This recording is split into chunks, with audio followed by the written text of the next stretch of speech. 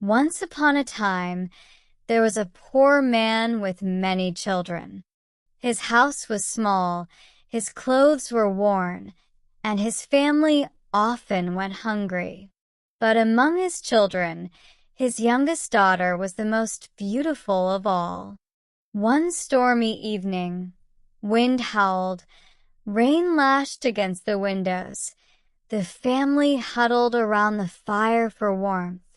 Then knock, knock, knock. A sound echoed through the small cottage. The father slowly stood up, stepped toward the door, and when he opened it, a great white bear stood outside. "Good evening," said the white bear, his deep voice calm despite the storm. "Gee, good evening," the father stammered. "Give me your youngest daughter, and in return, I will make you rich." The father hesitated. He looked back at his family, their hollow cheeks, their thin clothes. When he turned to his daughter, his eyes were full of doubt. "No," the girl cried, stepping back. "I will not go." The white bear did not seem angry. He only nodded. "I will return next Thursday. Then you must decide." And just like that, he vanished into the storm. For a week, the father begged his daughter to reconsider. "Think of the riches. Think of how much better life will be for us all." At last, the girl sighed. She had no choice. She washed her old dress, tied back her hair, and prepared to leave. When Thursday evening arrived, the white bear returned. She climbed onto his back, gripping his thick fur. "Are you afraid?" he asked. "No," she whispered. "Good. Hold on tight, and nothing bad will happen to you." And with that, they disappeared into the cold, endless night. They traveled far, far away, through dark forests, across frozen rivers, over towering mountains. Finally, they reached a great hill of stone. The white bear raised a mighty paw. Knock, knock, knock. The rock shook, and then slowly a golden door opened. Inside was a castle like no other. The walls shimmered with gold and silver, and a grand table stood ready with a feast. "If you ever need anything," the white bear said, "just ring this silver bell." That night, when she went to bed, she lay in a grand chamber, soft as a dream. And then, when the lights were out, someone lay down beside her. She never saw who it was. Days passed, then weeks. The girl had everything she could wish for, but she was lonely. "I miss my family," she whispered one evening. The white bear looked at her for a long moment, then sighed. "I will take you to them, but promise me one thing. Do not talk to your mother alone. If you do, you will bring bad luck to us both." She promised. On Sunday, the white bear carried her home. But when they arrived, she gasped. Her family's small cottage was gone. In its place stood a beautiful house, grand and strong. "This is your home now," the white bear said. "But remember your promise." The girl ran inside, full of joy. She hugged her family, laughing, crying. She had missed them so much. But later that evening, her mother pulled her aside. "Tell me, my child, where have you been?" The girl hesitated, and then she told her everything. The mother listened carefully, her eyes narrowing. "A man comes to you at night, but you never see his face? What if he is a troll? You must find out." She reached into her apron and pulled out a small candle. "Take this. Light it when he is asleep. But be careful. Do not spill the wax." The girl nodded slowly, tucking the candle into her dress. That night, back in the castle, she waited until she heard his breath slow, his body still. Then she lit the candle. The flame flickered, and in the soft glow, she saw a prince, the most handsome prince she had ever seen. Her heart pounded. She leaned in just one kiss, but then drip, drip, drip. 3 drops of hot wax fell onto his white shirt. His eyes flew open. "What have you done?" he whispered. Her heart froze. "If you had waited just one more year, I would have been free." The prince sat up, his face filled with sorrow. "Now all is lost," he whispered. His voice was quiet, but full of pain. "What do you mean?" the girl asked, her hands trembling. "My stepmother put a curse on me. By day, I am a white bear. By night, I am a man. If you had waited just one more year, I would have been free." The girl gasped. "But now, I must leave. I must go to the castle east of the sun and west of the moon. There I must marry the troll princess." "No," she cried, grabbing his arm. "I will find you." The prince sighed, looking at her with sadness. "It is impossible. No one knows the way." And then he was gone. The next morning, the girl woke up alone. The golden castle was gone. The soft bed was gone.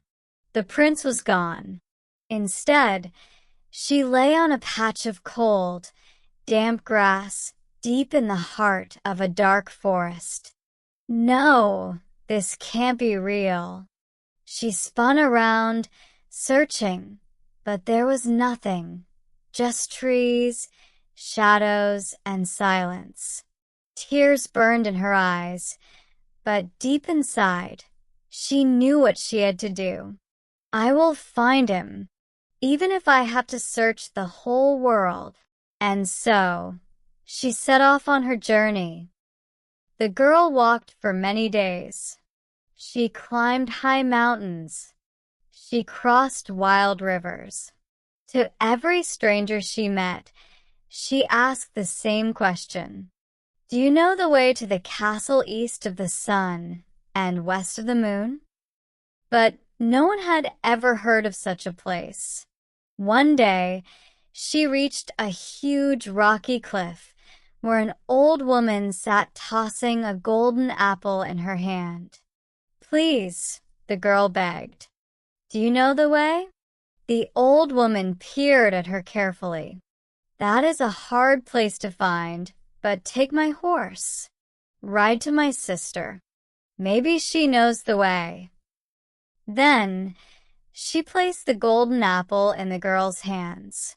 "You might need this." And so, the girl rode away. After a long journey, she reached another mountain, where a second old woman sat, holding a golden carding comb. "Please, do you know the way to the castle east of the sun and west of the moon?" The second old woman shook her head. "No, but take my horse. Ride to my sister. Maybe she can help." Then, she placed the golden carding comb in the girl's hands. "Keep this. You may need it."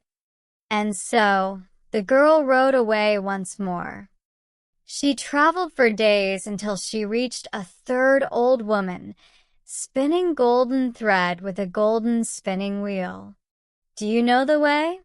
The third old woman sighed. "No, but go to the east wind. He is strong and fast. Perhaps he can help you." Then, she placed the golden spinning wheel in the girl's hands. "Take this. You may need it." The girl thanked her and set off again.